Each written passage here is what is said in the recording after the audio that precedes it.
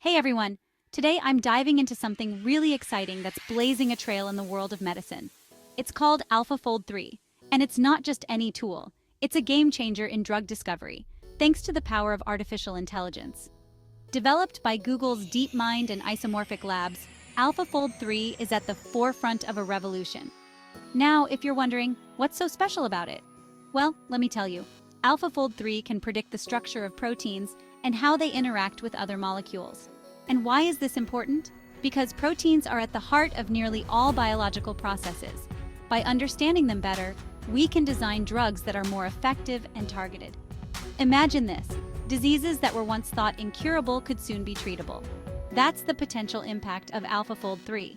It's still early days, but the implications are enormous. Scientists are buzzing with excitement as this tool could lead to breakthroughs in creating new, life-saving drugs and therapies. But let's get a bit technical for a second. Proteins are incredibly complex, and figuring out their structure has been one of the biggest challenges in biology. Traditional methods can take years and might not even provide accurate results.